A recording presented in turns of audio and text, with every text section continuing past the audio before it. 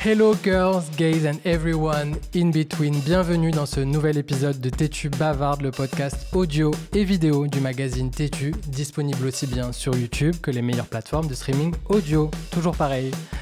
N'hésitez pas à vous abonner, à liker, laisser un commentaire, bref, nous donner de la force, ça fait toujours plaisir.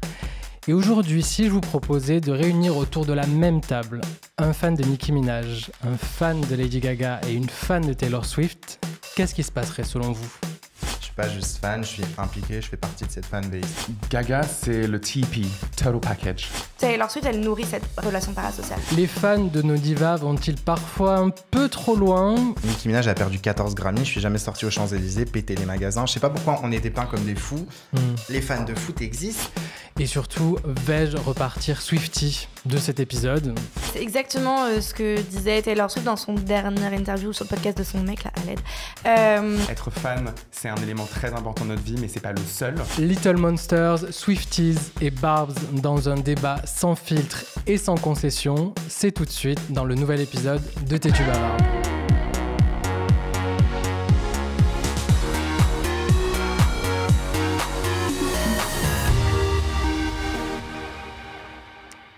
Impossible de réaliser un épisode sur la fan culture sans donner la parole à des concernés. C'est pour ça qu'autour de moi, j'ai réuni 3 personnes capables de défendre bec et ongle les icônes qu'ils ont mis sur un piédestal. Donc je vais vous présenter et je vais vous poser une question à chacun et j'attends une réponse honnête et surtout courte parce que je vais vous demander quelle est la raison qui a fait que l'icône que vous avez choisie est devenue votre icône. Mais une seule raison. D'accord ? Donc choisissez bien. Aujourd'hui avec nous, on a Alperen, qui est chef de projet digital chez Universal Music France et cofondateur du média H&M Magazine sur YouTube et Barbs depuis 2009 déjà. Déjà, ouais. Donc Barbs, tu peux expliquer ce que c'est ? On est fan de Nicki Minaj et on est des petites Barbies. Parce que c'est sa DA, c'est la DA avec laquelle elle avait commencé. Pink Pilates Princess. Ouais, Yes. exactement. Donc pourquoi Nicki ? Pourquoi t'as choisi Nicki ? Parce que c'est The Baddest Bitch, il n'y a pas meilleur, il n'y a pas plus vilain, donc fallait s'identifier à ça. Ok, la bad bitch. En 2009, j'aime trop. 8 ans. Écoute, il n'y a pas d'âge pour être une bad bitch. Vraiment C'est ça qu'il faut, strutting le CE2, genre. On a aussi Clara, donc, qui est créatrice de contenu, présente sur YouTube, Insta, Twitter, enfin tout, on peut tout dire. Bah, mon fantôme est présent sur YouTube puisque je n'ai pas posté de vidéo depuis 1492, mais je suis toujours vivante et toujours là.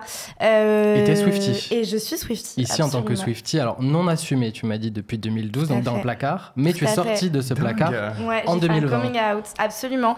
Oui, j'ai annihilé la misogynie intériorisée que j'avais en moi.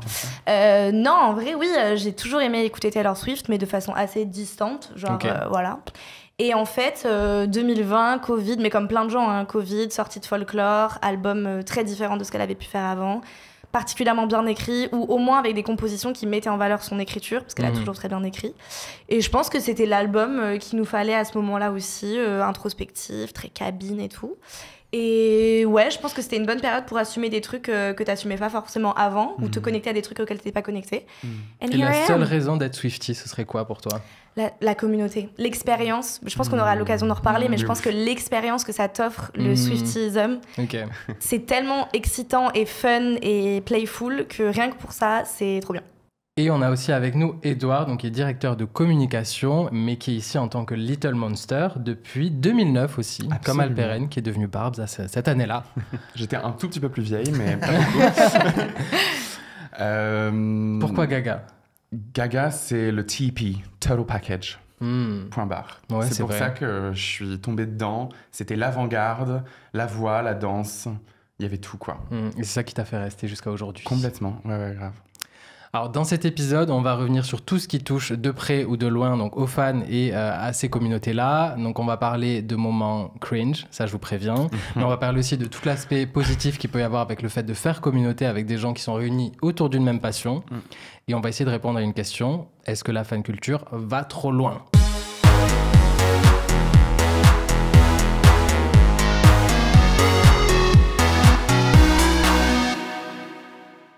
Alors, avant de décortiquer un petit peu les bons et les mauvais côtés de la fan culture, il faut d'abord définir ce que c'est. Alors, j'ai regardé un petit peu sur Internet comment les gens se mettaient d'accord pour définir ce terme. Donc, c'est un phénomène global caractérisé par une dévotion intense et une loyauté infaillible à l'égard de célébrités, d'équipes de sport ou de personnages fictifs aussi.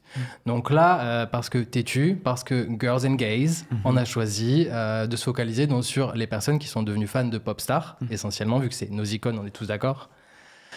Et dans notre cas, on a donc Taylor Swift qui est représentée, on a Nicki Minaj qui est représentée et Lady Gaga pour le récap. Alors j'ai une première question qui est très simple à vous poser. Donc on peut apprécier ce que propose un artiste, on peut la soutenir, mais devenir fan, vraiment fan, j'ai l'impression que c'est un step supérieur. Comment vous définissez déjà un petit peu le fait d'être fan d'une artiste ? Je pense qu'il y a ce qui différencie le fan du fan plus, ça va être l'implication émotionnelle, évidemment. Ouais. Il y a une vraie implication. Ça va au-delà de juste écouter la musique, acheter des CD. C'est que cette personne, elle fait partie intégrante de la vie de la personne, d'une manière ou d'une autre. Et petit à petit, ça devient presque une présence du quotidien, en fait. Et c'est là où tu passes le step pour moi de... je suis pas juste fan, je suis impliqué, je fais partie de cette fanbase.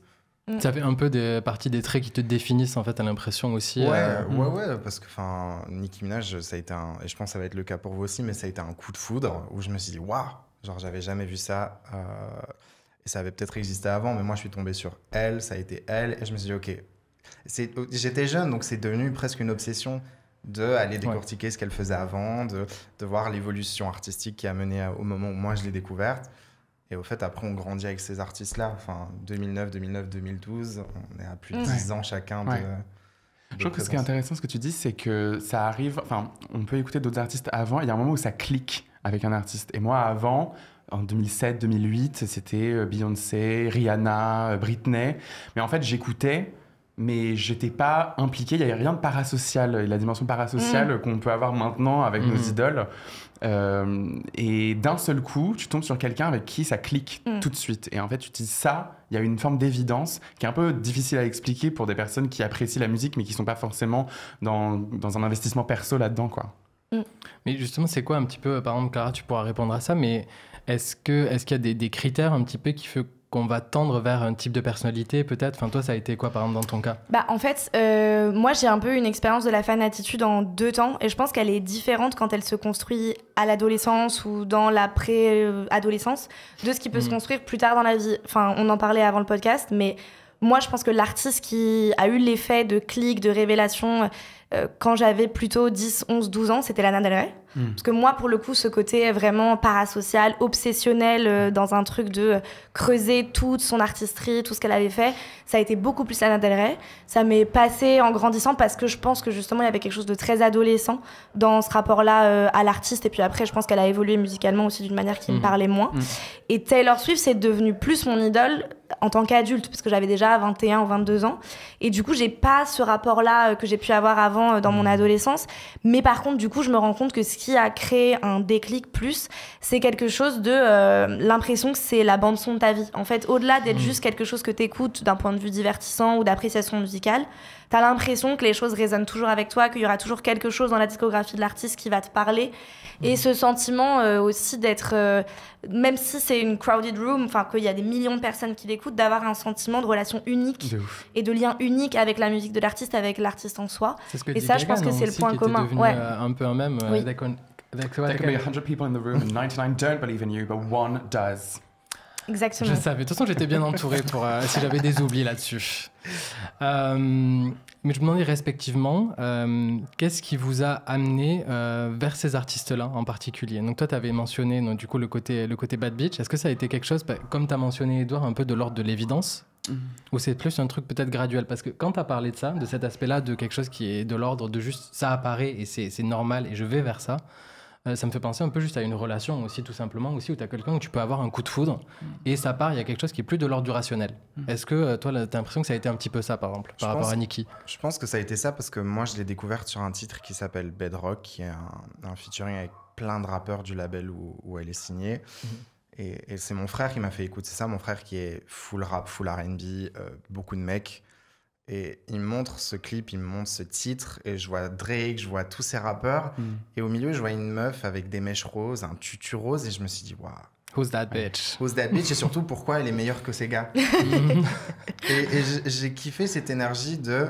C'est peut-être à ça que je me suis identifié, c'est déjà à l'époque, parce que j'ai dit 8 ans tout à l'heure, mais quand j'ai découvert Nicki Minaj, j'avais 12 ans. Et déjà à l'époque, je me questionnais beaucoup sur moi, ma sexualité, mon identité. Et j'ai vu cette meuf qui n'était pas conforme au code faire mieux que ces mecs qui étaient beaucoup plus conformes au code. Et je me suis identifié à ça, en fait. Je me suis dit, purée, genre, c'est ça que je veux être quand je serai grand. Genre un truc que tu peux pas expliquer, mais qui est là et qui fait mieux que le reste. Et en vrai, j'ai adoré évidemment le personnage, le côté Barbie, toutes les inspirations, qui mélangeaient aussi bien pop culture qu'une culture à laquelle elle m'a donné accès, que moi j'avais pas, qui était le rap féminin. Ouais. Je me suis dit, waouh, ok, je comprends d'où ça vient, j'adore d'où ça vient.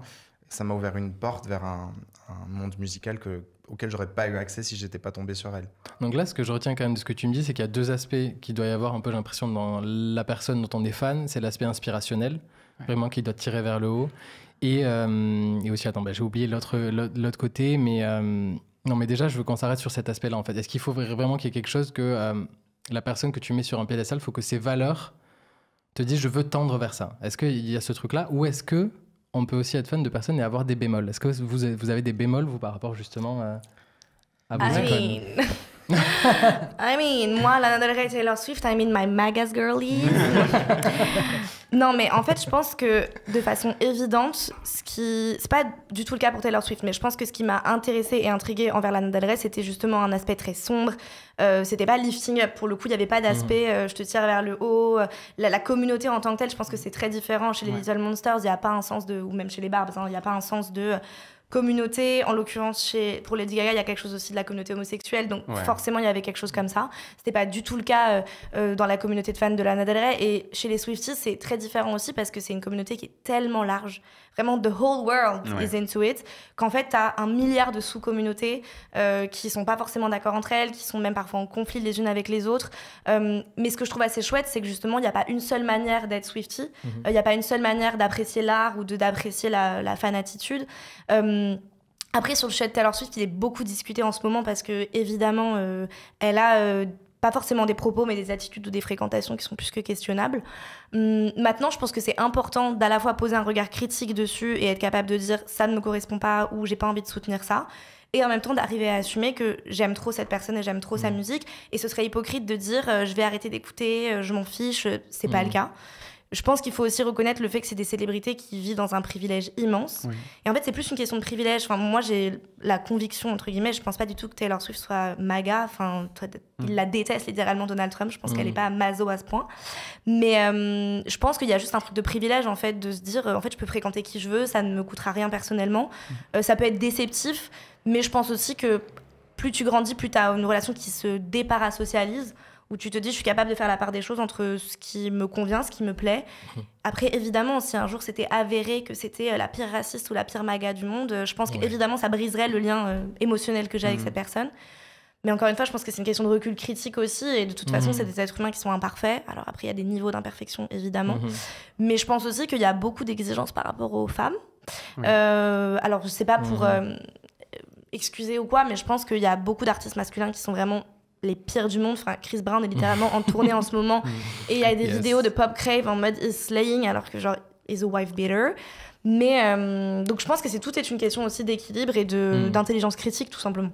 Ouais, mais alors, on parle d'intelligence critique et c'est ce que, d'un point de vue extérieur, on peut reprocher à certains, justement, cette absence d'intelligence critique et aussi intelligence sociale, j'ai envie de dire. Là, je mentionnais qu'il y avait Beyoncé qui était en tournée pour Renaissance. En même temps, il y avait le Eras Tour de Taylor Swift et il y avait un peu les deux commus qui s'entrechoquaient pas mal. Donc, on va pas forcément tirer une généralité, mais en tout cas, il y avait certaines personnes de ces commus respectives qui se tiraient dans les pattes, ça allait sur les insultes, ça allait tout ça pour défendre un petit peu, on va dire, l'honneur de leurs icônes respectives. Qu'est-ce que vous en pensez un petit peu de ces réactions-là? Est-ce que c'est un truc que vous comprenez et on met ça sous le coup de la passion, un peu? Moi, je pense qu'il y a un vrai sujet générationnel, en fait, où en tout cas, je suis plus le fan que j'étais à une époque, pas dans l'intensité de l'admiration que je peux avoir pour l'artiste que je soutiens, mais dans ma posture par rapport à l'artiste et à ceux qui m'entourent. Et quand j'étais ado, je prenais part, via mon blog, mon compte Twitter, je prenais part aux guerres entre fans, on s'insultait, on se menaçait, enfin c'était des trucs, bon. Mais en fait, tout était très intense, mais parce qu'il y avait un vécu qui était très total du fait d'être fan. Et en grandissant, et en fait on a le même âge tous, et en fait on a été fans depuis la même durée, et en fait on se rend compte que notre position par rapport à cet environnement-là, il est différent aujourd'hui. En fait, je pense pas que... aujourd'hui, sur Twitter, je vois du coup toujours les Stan Wars, et en fait, j'y prends pas part parce que je sais que c'est des personnes qui ont entre 14 et 17 ans, généralement, et qui en fait vivent ce que moi, j'ai vécu comme émotion il y a 10 ans. Et évidemment, c'est pour elles, c'est peut-être important de passer par ça. Et donc c'est pour ça que je dis un sujet générationnel, parce qu'en fait en grandissant on a d'autres occupations aussi. Être fan, c'est un élément très important de notre vie, mais c'est pas le seul. On a d'autres contraintes. Moi je peux plus aller insulter les gens sur Twitter, sinon je perds mon emploi. Donc en fait c'est très important tout ça en fait. Alors que sinon tu pourrais insulter des enfants sur Twitter, je n'aurais aucun problème à le faire. Ça n'avait pas d'emploi. Mais je pense qu'il y a aussi un truc qui est que plus on grandit, même je trouve, plus tu te rends compte que c'est intéressant en fait d'avoir du recul critique, d'être pas dans une expérience totalisante non plus et idéalisante. En fait, moi, ça m'intéresse pas de juste dire la personne est parfaite, indépendamment de l'admiration que j'ai pour elle. Enfin, ça m'intéresse de creuser ses failles, de comprendre certains de ses comportements. Enfin, voilà, je sais que moi, ça m'a intéressé de comprendre, par exemple, toutes les potentielles histoires de album blocks qu'on reproche beaucoup à Taylor Swift, et ce qu'elle sort de façon un peu calculée, ses albums ou ses sorties ou ses annonces pour bloquer d'autres artistes féminines, etc. Moi, je trouve ça pas intéressant de dire oui, c'est totalement vrai, c'est une mauvaise personne, ou non, c'est faux, she's a girl's girl. En fait, she's somewhere in between. Oui. Et ce serait stupide de penser qu'elle a aucune stratégie et que la meuf qui est littéralement la plus grande calculatrice de l'industrie musicale ferait des choses gratuitement et par hasard. Donc moi, ça m'intéresse pas de prendre les choses gratuitement. Enfin, je trouve que c'est tellement plus profond et intéressant d'avoir du recul et de pouvoir, même entre fans, discuter de trucs potentiellement problématiques, ou en tout cas qui font discuter ou qui créent du débat, quoi. Je pense que c'est comme une vraie relation amoureuse, au sens où en fait quand t'es dans l'euphorie des débuts, tout te paraît parfait, jamais tu as envie de critiquer quoi que ce soit, la posture est toujours la bonne, la voix est parfaite, c'est bien placé, la tenue est magnifique, etc. Et en fait, quand ça fait 15 ans que tu es ensemble, en fait, tu aimes toujours la personne, mais tu sais lui reconnaître aussi des failles, des défauts. Peut-être qu'elle prend pas la parole là où elle devrait le faire, peut-être que cet album est moins bien, peut-être que ce titre il est un peu lazy. Et en fait, je trouve que c'est une... Enfin, moi, je l'analyse assez souvent comme ça, parce que je trouve que, en plus, quand tu as la moitié de ta vie... Là, aujourd'hui, moi, ça fait 17 ans que je suis fan de Lady Gaga, c'est plus que la moitié de ma vie. Et en fait, t'as vraiment cette sensation que t'as partagé un truc, t'as grandi ensemble. Et donc, en fait, tu es aussi capable, après avoir grandi, de faire un peu la part des choses. Et t'as mentionné un truc qui était intéressant, je trouvais, c'était l'aspect peut-être formateur qu'on peut avoir en étant fan d'un artiste, surtout quand on est jeune. Et que c'est hyper important, et ça fait le parallèle toujours avec l'aspect relationnel en fait, parce que quand c'est ta première, on va dire, grosse relation, c'est là que t'apprends, et c'est peut-être justement en étant vraiment fan d'un artiste que tu développes un esprit critique. Oui, peut-être que ça peut aider. Ouais, et puis surtout en fait, au-delà de relations amoureuses, ça te montre juste que c'est des êtres humains, et quand t'es un être humain, rien n'est blanc, rien n'est noir. Et quand on arrive, en fait, on voit que le bon, comme tu disais. Mais en fait, non, une relation humaine, les êtres humains ne sont jamais blancs ou noirs, il y a toujours une nuance de gris au milieu, où nous, en tant que fans, on va peut-être soit l'ouvrir ou juste ne pas se positionner parce qu'on sait que la situation est un peu délicate. Moi, Nicki Minaj, elle est connue, entre guillemets, dès qu'il y a une nouvelle rappeuse, on va les mettre en compétition, et on te demande de prendre position, on va te dire ça c'est shady, ça l'est pas. Enfin, c'est toujours un sujet, et du coup, comme tu disais, quand tu as 14 ans, tu rentres dans le jeu. Oui. Je sais pas toi, mais en tout cas, je pense que nous, sur Twitter... On s'est certainement croisés, d'ailleurs. Oui, on s'est certainement insultés sur... parce que, en fait, ça fait un bon parallèle entre tous ces sujets. On demande aux femmes, et peu importe le genre musical, parce que le genre musical Nicki Minaj, ça reste du rap, on va la mettre en compétition avec des pop stars, on va les descendre l'une l'autre, comparer les chiffres, on va jouer ce jeu malsain, pendant que les mecs qui ont 50% moins de talent, 30% de plus en médiocrité, vont faire leur... Les chiffres sont bons. Oui, les chiffres sont bons. J'ai vérifié. Les chiffres de l'INSEE, exactement. C'est Lohan, évidemment. Mais en fait, on va attendre de ces hommes qui font la moitié du quart du travail de ces femmes Rien du tout, en fait, on va rien attendre d'eux, parce qu'en fait, ils vont faire leur vie, et je vais pas citer de nom pour pas me mettre d'autres fans à dos, mais c'est assez frustrant. Il faut citer des noms. Hein. Non, mais... Names. Ed Sheeran. Wow. Et encore, je trouve lui, c'est un gentil, j'ai l'impression, lui, il fidélise tout le monde, mais je dirais, il y a des artistes où la qualité musicale, la qualité artistique n'est pas là, mais on va les laisser tranquilles juste parce que c'est des mecs. Et on va avoir des femmes comme Lady Gaga, comme Nicki Minaj. Moi, je me souviens, à l'époque, en 2012, les comparatifs entre les deux, ils étaient constants. Et les deux en avaient marre, en fait. Parce qu'elles n'ont rien à voir, c'est juste deux femmes excentriques, point. Oui, et au-delà des compétitions entre artistes, là, il y a une espèce de nouvelle génération de pop stars, pareil. Et c'est toujours à se demander qui est la nouvelle qui, who's the new Britney. Enfin, je sais que c'était une conversation que vous avez eue dans le dernier épisode. Quelle est la nouvelle Britney, qui est la nouvelle Gaga, qui est la nouvelle Taylor Swift, qui est la daughter de tel ou tel artiste. Et en fait, ça entretient encore et toujours des discussions extrêmement... extrêmement... Non, pas du tout. Mais c'est pas du tout un truc de c'est mal ou c'est bien. Je pense que c'est intéressant intellectuellement de créer des ponts entre les artistes parce que, évidemment, il y a eu une génération de pop stars absolument extraordinaire dans les années 90-2000. Donc, forcément, c'est intéressant de tracer des liens. Mais je pense que parfois, ça peut tendre même à un truc qui sert juste un propos un peu misogyne de pousser à... Il faudrait que tout le monde soit la réinvention de quelqu'un d'autre. Et en fait, il n'y a pas ces sujets-là entre les artistes masculins. Ou alors, je m'en fous tellement d'eux que je ne suis pas dans ces débats-là. Mais je ne vois pas autant d'exigence à tracer des liens, à dire, OK, moi, je vois des vidéos de Tête Macrée en ce moment avec écrit en commentaire, on a déjà une Britney. Mais peut-être juste, elle veut faire son truc.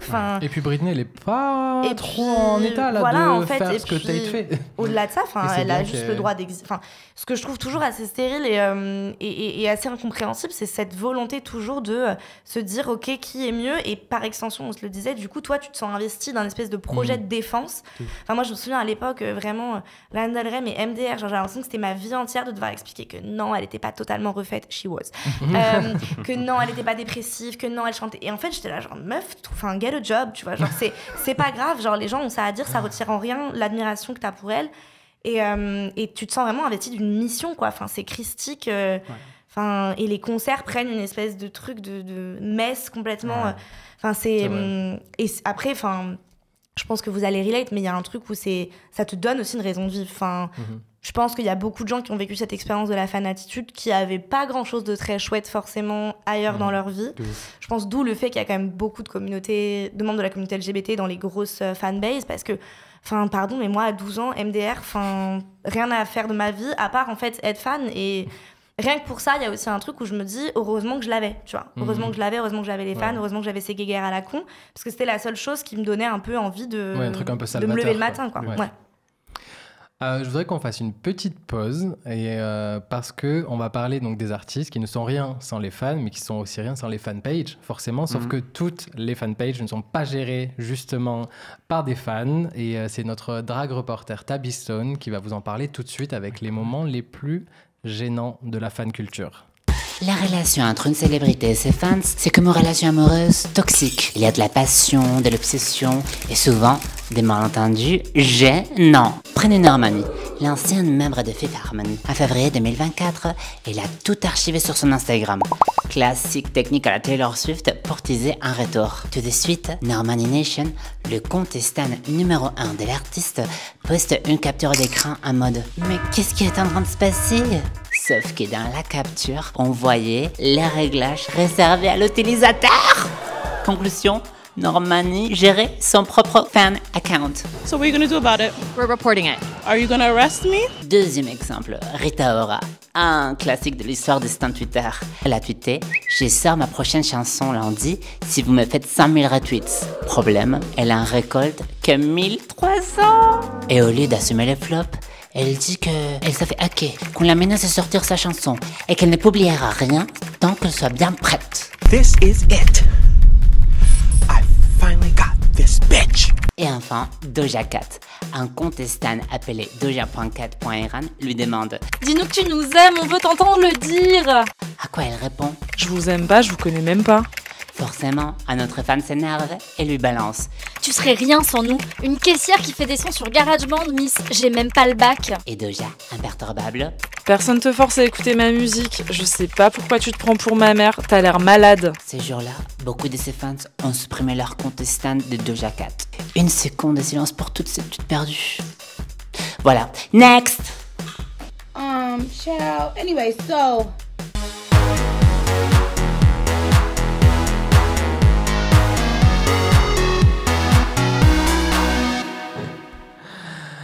Bon, alors déjà, on a adoré, je pense, revivre ces moments qui ont été pic. Enfin, Twitter, c'était quand même assez incroyable de vivre ça en direct live. You had to be there. Vraiment, il fallait être là. Mais je veux qu'on rebondisse sur l'exemple de Doja Cat, parce qu'il y a quelque chose à creuser qui est intéressant.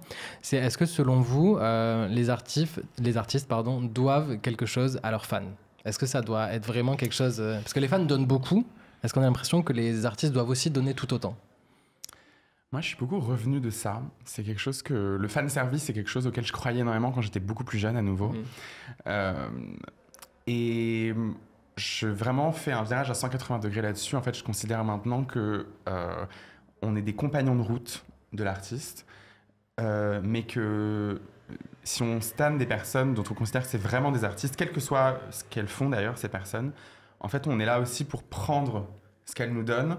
Je dirais que la moindre des choses, c'est le respect. C'est pour ça que peut-être les tweets qu'on a vus dans le petit extrait sont peut-être un tout petit peu limite à mon goût, de la part des artistes, je veux dire. Mais par contre, en fait, moi, je suis vraiment revenu de cette idée que l'album doit correspondre à ça, et il doit y avoir de la dark pop, et puis il doit y avoir de la synth pop, et puis ensuite, il faut des chorés, et puis il faut une tournée de 250 dates. Enfin, en fait, maintenant, je trouve qu'on est aussi dans une ère où, et notamment quand on stan des artistes féminines, où en fait, on prend conscience de toutes les contraintes auxquelles elles font face, les vents contraires, etc. Et en fait, il faut aussi essayer de se mettre un peu à leur place et de voir que c'est un travail pour elles, et donc il faut accepter ces aspects-là. Bah, c'est exactement ce que disait Taylor Swift dans son dernier interview sur le podcast de son mec, là, Aled, où elle disait, en fait, moi, je ne regarde pas toutes les discussions en ligne, etc. Mon job, c'est de faire de la musique et de faire en sorte qu'elle vous arrive. Point. That's my job. Et pour le coup, elle a vraiment cette posture-là de dire, moi, c'est mon métier, I work 9 to 5, being a singer, c'est vraiment son taf. Et pour autant, elle a un rapport avec ses fans. Enfin, elle a jamais fait payer de meet and greet. C'était sélectionné par sa mère dans la salle de concert. Elle a eu toute une époque où elle stalkait ses fans sur Tumblr pour trouver les fans et les inviter à ses secret sessions chez elle, dans son domicile. Enfin, elle a jamais fait payer de meet and greet. C'était vraiment un truc de récompense, de stalking sur les réseaux sociaux, etc. Donc, elle a toujours beaucoup donné, mais dans la limite de ce qu'elle considérait être son taf, en fait. Et c'est aussi quelqu'un qui écoute beaucoup les retours. C'est-à-dire que littéralement, chaque nouvel album de Taylor Swift, si tu regardes le discours qu'il y avait sur elle avant, c'est la réponse à ce truc-là. On lui disait qu'elle faisait de la pop bubbly, elle a fait folklore pour montrer qu'elle savait écrire. On a dit, oh, on est fatigué de la cabine, elle a fait de la pop. Enfin, elle est revenue avec Midnight, qui était beaucoup plus de la pop. On lui a dit, oh là là, c'est trop superficiel, c'est pas assez deep, Tortured Poets Department, une thèse littéralement. Mais qu'est-ce qu'on en pense de ça justement? Parce que là, c'est un peu donner vraiment, enfin, c'est littéralement faire du fan service. Je pense que c'est quelqu'un qui a beaucoup de. Enfin, c'est quelqu'un qui se réinvente. Enfin, Taylor Swift, c'est une machine, elle sait donner plein de choses différentes. Et en fait, moi, je trouve que c'est appréciable parce que c'est le rapport que j'ai avec sa musique. Et je trouve qu'il y a aussi quand même quelque chose qui est notable, c'est que c'est toujours au service quand même de la qualité musicale et de quelque chose qui est réfléchi, qui est produit. C'est pas gratuit, c'est quelqu'un qui produit beaucoup de musique, dans beaucoup de longueur, etc. On lui a dit que son dernier album était trop long, elle a resserré l'album en 12 titres là, pour celui qui va sortir. Je pense que c'est quelqu'un qui sait écouter la critique, mais quand elle lui semble être pertinente et au service de la réinvention. Et je pense que c'est quelqu'un qui a, je vais pas dire créé, parce que c'est pas le cas, mais qui a fortement consolidé cette notion d'érase et de cette volonté de se réinventer à chaque fois, etc. Et je pense que si c'est au service de la qualité musicale et si c'est au service... De toute façon, elle sera quand même critiquée sur ce qu'elle va sortir. Je pense que c'est deux façons de voir la musique. Je pense qu'elle le voit vraiment comme her job. Donc, elle s'améliore avec le temps. Elle fait ce que les gens attendent tout en essayant de les surprendre. Oui, Après, à son niveau de fame, je pense que c'est un niveau différent, je pense, de plein d'autres artistes. Et puis je pense qu'elle est aussi une forme de représentation de la société. Enfin, elle essaye aussi, je pense, de renvoyer ce qui est à la mode en ce moment et de se l'approprier en faisant toujours quelque chose qui est profondément Taylor Swift. Ça a beau être grave dans l'époque, ça lui ressemble toujours énormément et je pense que c'est ça son plus grand talent en vérité en tant qu'artiste. Moi, j'avoue, à l'époque, les tweets de Doja, ils m'avaient un peu choqué parce qu'en fait, l'avantage qu'on a avec Nicki Minaj, c'est que les fans, ça a toujours été son point fort. Elle nous a toujours mis en avant, elle a toujours cherché à nous rencontrer. Elle est proche de nous, elle est vraiment proche de nous et ça, on ne pourra jamais lui retirer. Et donc, quand moi, je vois Doja Cat qui réagit comme ça, au début, je me dis, ok, Nicki, elle n'aurait jamais fait ça. Et en fait, je me rends compte aussi maintenant, depuis que je travaille dans l'industrie musicale, que je travaille avec ces artistes qui sont à une échelle différente. Et tu parlais d'échelle avec Taylor Swift. Je travaille avec des femmes qui sont locales. Mais je vois déjà au niveau local le travail que ça demande d'être artiste. Et je les vois aussi se prendre la tête pour essayer de satisfaire leurs fans. Mais en fait, tu peux pas t'arrêter, faire des photos avec tout le monde. Tu peux pas répondre à tout le monde. Parce que ces personnes-là, au-delà d'être artistes, c'est aussi des êtres humains. Je pense qu'en grandissant, tu te rends compte que tu peux pas trop leur en demander. Parce que... Enfin, moi, je travaille avec Clara Luciani, avec Juliette Armanet. Ces femmes-là, c'est des mamans, c'est des femmes, elles ont une vie aussi. Et du coup, avec le recul, quand je les vois au quotidien, je me dis, ça doit être difficile de dire, il faut que que je sois là à satisfaire mes fans, à satisfaire la plus large audience, à faire de la musique, à faire des clips et des interviews. C'est trop dur. Et je me dis, à une échelle mondiale, une Gaga, une Nicki, une Taylor Swift, faire ça... Tu vis plus, je pense. Donc on peut comprendre en fait sur le fond ce que disait quand même Doja, c'est juste que c'est la forme qui est peut-être un peu plus critiquable. Ouais, mais en plus c'est le personnage de Doja, moi je la connais, je l'ai découverte il y a très longtemps, la meuf c'est un troll vivant. Oui. Voilà, c'est un troll vivant, elle faisait des lives avec son joint en bouche, elle est chill et en fait je me souviens, et ça m'avait rassuré sur le personnage, juste après ses tweets, elle avait un événement pour la sortie de son titre, où avec de la peinture rouge, elle avait écrit « I love you » à ses fans qui attendaient devant. Et là, tu te dis « Ok, la meuf, juste, elle a troll, je veux dire, les plus impliqués émotionnellement, qui juste allaient mal réagir. Mais les vrais fans, ils savent comment elle se positionne par rapport à eux. » Ouais, je vois. Mais moi, ça m'intéresserait de savoir comment toi, t'as perçu le retour un peu en grâce de Gaga à la pop, au gros show. Parce que moi, n'étant pas Little Monsters, moi j'étais en mode oh my god, enfin j'ai trouvé ça extraordinaire et je trouve qu'elle est revenue en disant genre je suis la meilleure. Enfin, il y avait un truc tellement où genre elle t'a rappelé que genre personne ne fait comme elle. Mais moi ça m'intéresserait de savoir comment toi en tant que fan du coup, est-ce que tu t'attendais à ce retour-là? Enfin comment tu l'as perçu? C'était vraiment, enfin c'est parce qu'on est en plein dedans là. Oui.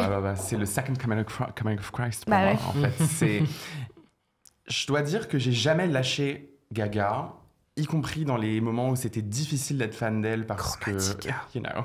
Mais en vrai, et déjà Chromatica était une renaissance à mon sens parce qu'en fait, on avait eu les albums de jazz, on avait eu Joanne, Art Pop qui était une période super dure, de la pop très expérimentale, très peu d'instruments et tout ça. Et en fait, quand on sortait de l'ère de Fame Monster, Born This Way, où en fait elle dominait tout, elle avait encore la maîtrise d'une industrie qui était à fond sur le CD, les ventes physiques, etc. Et qu'en fait, d'un seul coup, il y a eu une forme de transition vers le streaming. Et en fait, il fallait pouvoir s'adapter. Et il y a assez peu d'artistes, et Nicki en fait partie, Taylor en fait partie, et Gaga en fait partie. Il n'y en a pas beaucoup qui ont réussi à s'illustrer dans des éras avec des formats musicaux différents, en fait. Et moi, je l'ai vécu j'ai eu la satisfaction de me dire, en fait, ça fait 17 ans que je suis là. Et je retrouve une artiste dont je vois tout le parcours qu'elle a eu. La Gaga d'aujourd'hui, c'est celle de The Fame Monster qui est en pleine possession de tout. Elle est milliardaire, elle maîtrise sa production, elle maîtrise son écriture, elle joue des instruments de musique, elle a rien à prouver. Ses fans ont vieilli, en fait, aussi. On a avancé ensemble. Et du coup, c'est hyper satisfaisant. Je l'ai vécu un peu comme une récompense presque. Et en fait, pendant sa tournée, là, tous les soirs, elle fait à chaque fois une chanson différente au piano, la surprise song. Et en fait, elle la dédie généralement en fait à ceux qui sont là et qui ont été là surtout dans les périodes où en fait c'était pas très tendance d'écouter Gaga. Franchement, il y a eu la période 2013-2020 qui était quand même une période un peu plus difficile. Elle n'était pas du tout sur le devant de la scène et c'est super agréable de se retrouver de nouveau un peu dans cette position où en fait toutes les fanbases s'accordent pour dire que oui, c'est en fait une meuf qui clairement mérite d'être là, qui a prouvé qu'elle n'a justement plus rien à prouver et voilà.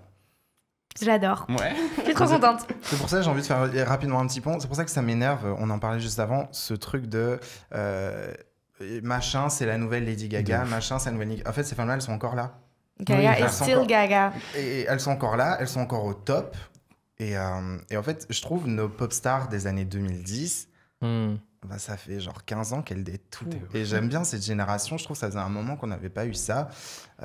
Mais d'ailleurs, ce qui est trop agréable, et je l'ai vu là dans les cérémonies d'awards récentes, c'est les jeunes artistes, Olivia Rodrigo, Sabrina Carpenter, qui en fait n'hésitent pas à dire qu'elles sont fans, Chappell Roan, qu'elles sont fans de Gaga, de Taylor, de Nicki, de Beyoncé, qu'en fait... Et ça, c'est des trucs qu'on n'entendait pas forcément à l'époque, et qu'en fait, ces artistes-là, qui aujourd'hui ont tout ce qu'elles veulent, bah, le disent, et en fait, pay their respects un peu to the previous generation. Moi, ça, je trouve ça super. C'est clair. Et tu avais mentionné, Edouard, je crois en début d'épisode, dans la première partie, le côté parasocial qu'il peut y avoir dans ces communautés-là. Je vais quand même définir très rapidement ce que c'est pour ceux qui n'ont jamais entendu ce terme. C'est quand on développe donc une relation à sens unique basée sur une forte intimité et familiarité avec des personnalités publiques ou des personnages fictifs. Donc c'est quand on vrille un peu, quoi, on peut le dire. C'est-à-dire que vraiment on croit que cette personne fait partie de notre vie, de notre entourage, et on va... Ben justement, question du coup sur une échelle de 1 à 10 en termes de relations saines, on va dire, tu vois, de santé mentale vis-à-vis de Taylor Swift, comment t'évalues un peu ta relation? 10 c'est quoi? 10 c'est 10 folle? c'est vraiment unhinged, genre on peut te mettre une camisole. Franchement, je pense 3. Oh, ça va, je pense I have a great relationship. Ouais. En vrai, je pense que le truc, c'est que Taylor Swift, elle nourrit cette relation parasociale. Sa carrière, elle l'a construite sur faire entendre et raconter ce qu'elle vit dans la vie publique, qu'on voit tous dans les tabloïds, dans ses chansons. Son dernier album, Tortured Poets Department, c'est un cryptique codide sur sa relation avec son ex, sur sa relation avec Matthew Healy, sur sa relation avec les fans. Et en fait, tous ces albums sont comme ça. Et ça fait partie, on en parlait au début, du jeu qui est proposé aux fans de... sur qui est telle chanson, à qui elle fait référence. Il y a des vidéos comme ça de 1 heure sur YouTube qui tracent des liens entre les chansons. Des vidéos que tu as signées d'ailleurs. Exactement, vraiment, je suis derrière ta caméra, exactement. Et en fait, elle a beaucoup donné ça. Enfin, ses relations amoureuses en particulier ont été beaucoup médiatisées. Elle en a beaucoup parlé dans ses albums, avec plus ou moins d'intensité. Et ce truc de décoder la vie privée de l'artiste, même si elle dit que ça la saoule, mais en même temps, maintenant la machine est tellement lancée qu'elle s'en sortira jamais. C'est quelque chose qui est donné un peu par l'artiste, en tout cas chez Taylor Swift c'est le cas. Donc en fait t'as pas besoin de toi développer quelque chose de particulièrement parasocial, parce qu'en fait elle te donne, et je pense que c'est aussi une manière pour elle de te donner à bouffer pour que t'ailles pas regarder qu'il y a plus à manger ailleurs, tu vois ce que je veux dire? Je pense que c'est aussi une manière pour elle de contrôler ce qu'elle donne à disséquer à ses fans, de manière aussi, je pense, à protéger une partie de sa vraie vie privée, parce que qui est Taylor Swift as a person, je n'en ai aucune idée, et personne ne le sait. En fait, c'est une industrie à elle toute seule, c'est une machine, c'est un personnage, tout est calculé, tout est réfléchi, et elle en a fait un projet musical, en fait, de cette réflexion, de ce calcul, de ces easter eggs. Donc, en fait, ça permet aussi, alors, chez moi, parce que je sais qu'il y a plein de gens qui sont vraiment très parasociaux avec elle, d'ailleurs, dont les Tavises, là, les fans de Taylor et Travis, qui sont folles et qui faisaient tous ces edits en IA de à quoi pourrait ressembler leur bébé, qui voulaient genre tradwife Taylor Swift. Toi, t'es pas impliqué là-dedans? Ah non, moi je ne veux pas. Straight Taylor Swift. En fait, il y a un truc que moi je me dis toujours pour moi, ces boyfriends, c'est des personnages de l'univers fictif qu'elle a créé. En fait, en tant que personne, eux, ils ne m'intéressent pas. Ils font partie du lore, on va dire. Ça ne m'intéresse pas de savoir leur vie privée. Pour moi, ils ne servent que la musique et le propos de l'univers musical. Le reste, je m'en fous. Quand elle break up avec ses boyfriends, je m'en fiche complètement. To the next one, give me the single, tu vois. Donc, je pense que c'est assez particulier chez elle, parce qu'elle, je pense, le réussit à le contrôler d'une certaine manière, même si les gens sont fous. Et après, je pense que la relation parasociale, elle se construit aussi, pas forcément de manière négative. Je pense que, bien sûr, il y a ce côté un peu érotomanie presque que peuvent avoir certains fans, qui est très creepy. Mais je pense qu'il y a aussi quelque chose qui peut être sain. Je pense que c'est aussi ce que les artistes eux-mêmes cherchent. Au début, quand tu fais de la musique, c'est parce que tu as besoin d'être entendu, compris, de te sentir écouté par d'autres personnes et de te rendre compte que tu n'es pas seul avec tes émotions. Et donc, je pense qu'il y a aussi de la part des artistes de base la volonté de ces espèces de relations parasociales, en se disant il n'y a que par ma musique que je vais me faire comprendre. Et tant mieux si des communautés relate et s'investissent à ce point, parce que ça veut dire que je ne suis pas seule. Je ne sais pas si vous voyez le point. Est-ce qu'on a ça chez les Barbs? Ouais. Moi, mes meilleurs amis aujourd'hui que je connais depuis 10 ans et plus, je les ai rencontrés sur un groupe qui s'appelait Nicki Minaj France. J'adore. Je pense que ça... Il y a du négatif, évidemment. Parce qu'il y a des gens qui s'impliquent tellement que ça en devient maladif. Et si l'artiste fait quelque... Ne m'attaquez pas, mais je pense par exemple aux fans de K-pop.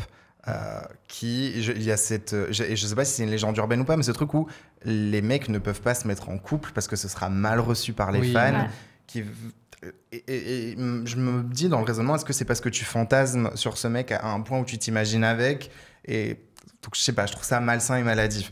Maintenant, évidemment, il y a des côtés positifs parce qu'en fait, on partage avec d'autres gens cette relation parasociale, mais du coup, on se détache. Moi, c'est ce qui s'est passé avec le temps. Je me suis détaché. Je suis plus aussi impliqué que ça dans Nicki Minaj. Ou différemment, en ouais, fait. différemment. Évidemment, quand elle annonce un concert, je mets 500 € et je prends la place en VIP. Je m'en fous, c'est Nicki Minaj, je le ferai tout le temps jusqu'à mes 60 ans. À 61, c'est fini. Non, mais en espérant qu'elle soit toujours là. Mais c'est vrai que je vais plus aller sur Twitter, je vais plus aller insulter, ça c'est fini. Mais du coup, je me suis détaché de cette relation et j'ai créé d'autres relations sociales avec des gens qui partagent la même passion que moi. Et ça développe sur des amitiés, ça développe sur des collaborations. Moi, avec mon meilleur ami, on a lancé ce média, cette chaîne YouTube, qui a évolué. Aujourd'hui, on fait des mashups, il y a 900 000 abonnés. Tu te dis... Et en fait, ça m'a servi aussi de bagage pour, quand je me suis présenté en label, dire hey, moi, je sais comment les communautés de fans, elles fonctionnent. J'en fais partie d'une. Regardez les résultats de ce que être fan, ça m'a amené. Je pense que je peux amener ça aussi pour vos artistes. Et en fait, c'est une force d'être fan au final. Mais par contre, attends, si vraiment quelqu'un dit un truc horrible sur Nicki et que ça atterrit dans ta timeline, tu vas te taire? Qu'est-ce que tu vas faire? Ça dépend. Genre, typiquement, moi, je vois beaucoup de médias rap qui vont dire « Ah, Nicki Minaj, elle a pas eu de prime. Ah, Nicki Minaj, je vais répondre avec ce que moi, je considère être de bons arguments. Si maintenant, quelqu'un va dire « Nicki Minaj, c'est une grosse... je m'en fous. Ouais. Elle le dit elle-même dans ses chansons, donc c'est pas une insulte. Mais à partir du moment où ça va attaquer son intégrité en tant qu'artiste, qui je trouve... Évidemment, aucun artiste n'est parfait. Nicki Minaj, elle a son Johan, elle a son album où t'es là en mode... Mais pour autant, ça reste une artiste. Un artiste n'est pas parfait. Il faut des flops, il faut des réussites. Quand ça attaque son intégrité, je vais réagir, mais je vais pas insulter comme j'aurais pu le faire il y a 7-8 ans. Aujourd'hui, je dis ok, moi je suis pas d'accord parce que, argument. Et si tu veux qu'on débatte, trop bien. Mais typiquement, pour pas citer le média, quand il y a eu cet avènement sorti de nulle part pour Doechii, qui existe depuis genre 6 ans, mais personne l'a calculé parce qu'elle faisait pas de la musique France Inter, tout le monde a dit nouvelle reine du rap, nouvelle reine du rap, nouvelle reine du rap. Laissez le temps à la meuf de s'installer. Ouais, et quand j'ai osé juste commenter ça, de toute façon, t'es fan de Nicki Minaj, elle est finie. Je m'en fous. Je m'en fous. Voilà, c'est pas le point. Et c'est toujours comme ça. Et je pense que ça changera pas. Mais il faut trouver les gens avec qui tu peux débattre de ce genre de sujet. Et l'idée, c'est même pas d'imposer ton idée sur une autre, c'est juste échanger. C'est le plus important. En tout cas, il y a des fans qui se laissent un petit peu trop porter par leur dévotion. Ça nous amène à des comportements un petit peu limites. Mais je vais laisser Tabby Stone nous expliquer ça tout de suite. Mais comment ça? Vous avez encore faim pour d'autres moments iconiques de la stan culture? Back to the computer. Oh my gosh, I'm such a nerd. Vous vous rappelez de cette Arianator qui avait tweeté depuis son frigo? Sa mère l'avait punie et elle n'avait plus accès à son portable. Ce qui est complètement fou, c'est qu'à cette époque, on voyait en bas de chaque post depuis quel appareil les tweets avaient été envoyés. Après son triste au revoir, Dorothy est revenue. Depuis sa Nintendo DS. Quand sa mère a confisqué la DS, elle a tweeté depuis sa Wii U. Et finalement, depuis son frigo Smart LG. Je sais pas si ça va marcher. Je suis en train de parler à mon frigo. Ma mère a confisqué tout. Mais parlons aussi du phénomène inverse. Les fans qui, malgré leur admiration aveuglante, finissent par trahir leurs artistes. Exemple, ce contestant de Iggy Azalea qui tweet un jour: Iggy Azalea est un putain de flop. Je sais même pas pourquoi je continue de vous updater. Mais mon moment préféré de la culture stan vient sans doute d'un contestant de Taylor Swift. En avril 2019, il poste: mise à jour. Comme vous le savez déjà, je n'ai pas été trop active ces derniers mois car j'étais en prison. Néanmoins, je suis de retour. Plus d'actu sur Taylor Swift arrive très bientôt. Quand on lui demande pourquoi elle était en prison, elle a répondu: j'ai refusé de rejoindre les forces de défense d'Israël, MDR. Pendant son absence, elle avait quand même réussi à tweeter depuis la prison, en passant des notes manuscrites à ses visiteurs qui le postaient ensuite en photo sur son compte. Mise à jour, je suis toujours en prison, mais j'ai demandé à un ami de poster ça. Est-ce que vous pouvez arrêter de parler du corps de Taylor? Elle nous dira si elle est enceinte. Calmez-vous. Alors ça vous a plu? Eh bien, je tiens à préciser que tous ces tweets viennent de comptes qui font de la parodie de la stan culture. Même si les utilisateurs restent des vrais fans, la frontière entre les dramas fictifs et réels est très faible. Par contre, je tiens à souligner que les fans de Taylor Swift étaient bel et bien en prison. Et ça c'est crazy!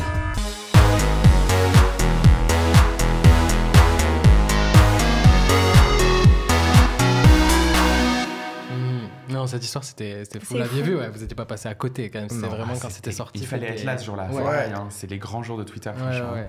Mais ça, c'est vraiment une fan. Fan Ouais. avec un grand F, je pense, pour le coup. Mais vous avez mentionné, donc, être fan, c'est aussi quand même avoir du recul sur son artiste, pouvoir la critiquer, avoir des conversations là-dessus. Mais, donc, dans cette perspective-là, si vous deviez reprocher quelque chose à votre artiste, ce serait quoi? Pourquoi on Mais regarde c'est peut-être mon toi qui as premier- le plus de material. matière. Oh wow, shade. Qu'est-ce que je pourrais reprocher? Ben rien. Nicki Minaj est irréprochable. Et surtout très stable. Non, dans son art, je veux dire en tout cas. Pas Non. dans sa personne. Non, dans sa personne, je ne me prononcerai pas, je ne suis pas apte Est-ce qu'on à parle faire un d'un diagnostic. Est-ce qu'on parle d'un reproche artistique ou un reproche général de qui Un est... reproche, tous les reproches sont acceptables ici. Je pense que En tant que fan, quel reproche tu ferais? C'est surtout ça. faut qu'elle accepte les retours des fans. Je pense que c'est un truc... Le dernier album, quand elle nous l'a vendu comme le meilleur de sa carrière, il était cool, mais il n'était pas top 5 et t'as 5 albums. Donc, quand elle nous vend un truc et que les retours qu'on lui fait, c'est au fait, c'est pas ton meilleur, et qu'après elle s'énerve, c'est la réception des fans. On est là depuis longtemps, on te dit. Et justement, il y avait cette guerre quand Pink Friday 2 est sorti de les fans qui la suivent aveuglément qui disent mais c'est son meilleur album, et les autres qui étaient là en mode non, Ouais. non. Et c'est ok. C'est ok, t'as pas fait ton meilleur album, t'as fait ta meilleure tournée. Et c'était trop bien. Et on l'a bien vécu. Et c'était trop cool. T'as pas fait ton meilleur album, ne crise pas parce qu'on me dit ça. Il y a d'autres reproches qui pourraient lui être faits. Le premier auquel je pense, c'est ça. C'est vraiment, c'est ok de recevoir nos critiques. Tu restes la personne que tu es. Tu restes la pionnière que tu es. Ça n'enlève en rien ce que tu as fait et ce que tu fais. Mais juste, comme Taylor Swift pourrait le faire, prends les critiques et fais en sorte, pour la suite, de garder ça en tête. On ne demande pas qu'elle change, mais juste, tu nous as sorti des démos dans l'album. Non, après 5 ans d'absence, c'est pas ce qu'on attendait. On peut pas accepter ça, ouais. Moi, je pense toi, que Gaga. le reproche que je fais, c'est un peu le corollaire de la re-mainstreamisation de Gaga ces 5-6 dernières années. En fait, elle était une artiste à laquelle je me suis identifié très vite aussi parce qu'elle avait un discours politique très fort, ce qui la démarquait beaucoup des artistes dont elle était contemporaine à l'époque. Sur scène, je me rappelle d'une tournée Born This Way Ball en Russie où en fait elle est sur scène et elle dit on m'a menacé de me faire arrêter si je prononçais les mots gay, LGBT, trans, etc. Et en fait elle est sur scène et elle dit arrest me Russia, cuff me, I don't give a fuck. Et en fait ça évidemment c'était du théâtre bien sûr, mais c'était très intense et c'était une parole qui était forte. Et en fait en vieillissant elle aussi, et je peux le comprendre, elle a eu toute une démarche pour essayer de parler à un public qui était aussi plus large, qui était peut-être moins de niche. C'est ce qu'elle a fait en faisant des films, A Star is Born notamment. C'est comme ça qu'elle a été put on the map par beaucoup de publics aussi. Des publics peut-être un peu plus conservateurs. Et donc j'en arrive à la critique qui est que elle était très anti-Trump avant que Trump soit élu. Et en fait, je sais que c'est pas une Trumpiste, je sais que c'est une démocrate. Mais je trouve que depuis 10 ans aux États-Unis, il se passe quelque chose de grave. Et en fait, notamment depuis le début du second mandat du président américain, et on l'entend pas, elle ne dit rien du tout. Et parce que elle est peut-être à un autre moment de sa vie aussi, je pense pas que ce soit, il y a rien d'idéologique là-dedans.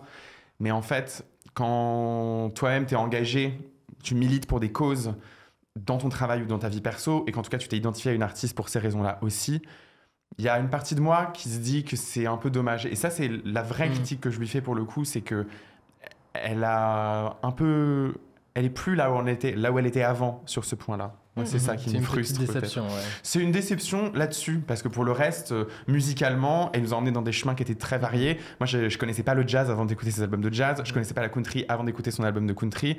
Je connaissais pas la pop expérimentale avant d'écouter hard pop. Donc en fait, tout ça, c'est des choses pour lesquelles je suis reconnaissant dans le chemin artistique. Par contre, peut-être dans le chemin plus perso, mais là, on est vraiment dans le parasocial, précisément, parce qu'en fait, je suis pas dans son isoloir au moment du vote. c'est peut-être plutôt ça, c'est de dire en fait, je suis un peu déçu qu'il y ait moins cette parole politique par rapport à avant. Ouais, mais c'est parce qu'elle l'a aussi inclus quasiment dès le début en fait dans son art aussi. Complètement, Lié, donc absolument. C'est très dur, si tu le perds un peu, c'est ça. Ça donne une autre saveur en fait, voilà. Mais bon, bah après, je peux comprendre, hein, comme tu disais tout à l'heure, en fait, les artistes, peut-être qu'à la fin. Leur job, c'est de produire de la musique, produire du contenu pour leurs fans. Et peut-être que le reste, c'est des choses qui viennent un peu maquiller ça ou les améliorer. Et peut-être qu'elle a plus envie de faire ça aussi. Mais je pense que c'est aussi paradoxal parce que je suis d'accord avec ce truc-là. Oui, en fait, les artistes, ils nous doivent rien et c'est pas leur métier de faire de la politique. Maintenant, je pense qu'il y a des degrés de gravité de situation qui devraient quand même impliquer une prise de risque. Enfin, c'est des gens qui ont énormément d'argent, qui sont très privilégiés. Le silence... Enfin, là, on parle de 2 ou 3 artistes, mais en fait, le silence généralisé de tout le Hollywood actuel, musical, cinématographique, son silence, que ce soit sur les sujets qui se passent aux États-Unis ou sur la politique internationale, c'est pour moi quelque chose qui est inquiétant, parce que je me dis, si même les gens qui auraient tout le privilège de parler ne le font pas, c'est qu'on est arrivé dans un point de bascule, probablement. Parce que le premier mandat Trump, il y avait quand même énormément de critiques. C'était encore trendy d'être woke, d'être diversity encouraging. D'ailleurs, ça a été la bascule de Taylor Swift en mode démocrate girly. C'est une artiste qui n'avait jamais pris la parole sur la politique parce qu'elle venait du country, parce qu'elle avait un public initialement plutôt républicain et conservateur. C'est aussi lié au fait qu'elle sortait avec un anglais qui, lui, était très politiquement engagé. Donc, je pense que ça a aussi participé, en tout cas personnellement, de son évolution politique. Mais c'est une époque où elle a quand même fait tout un film Netflix, Miss Americana, sur son coming out démocrate, sur la volonté de parler politique alors que ses proches et ses équipes lui recommandaient de faire l'inverse. Elle a appelé à voter démocrate. Elle postait régulièrement des textes très engagés. Enfin, il y a un tweet de Taylor Swift qui dénonce la white supremacy, qui est très... au-delà d'être juste pop politique, ce qui était vraiment puissant d'un point de vue politique, et de la part, je pense, de la petite chérie de l'Amérique, c'était quand même puissant, quoi qu'on en dise. Et là, on est face à quelqu'un qui fréquente des Trumpistes, fréquente des rapistes ou des gens qui ont commis des actes des crimes sexuels. C'est inquiétant. Enfin, en fait, je ne pense toujours pas que ce soit quelqu'un qui endorse ces positions-là, mais le privilège dont elle fait preuve, parce qu'elle, ça ne va rien lui changer à sa vie de fréquenter ces gens-là. Là, ça n'a rien changé pour elle, l'élection de Donald Trump. C'est la réflexion d'un privilège et qui est généralisée, mais qui est particulièrement forte chez des gens qui... Enfin, en fait, chez Taylor Swift, c'est particulier parce qu'elle ne parlait pas. Elle a dit « Je veux faire mon coming out, je veux parler, maintenant je ne veux plus être silenciée ». Et maintenant, elle s'est re-silenciée. Et c'est ça qui est, moi, je trouve problématique. Personne t'a demandé de speak up. Alors, si les gens demandaient à Taylor Swift de speak up parce qu'elle était vue comme étant républicaine, donc il fallait qu'elle fasse son coming out démocrate, mais elle en a fait tout un argument marketing de ce coming out politique, de ce point de vue politique.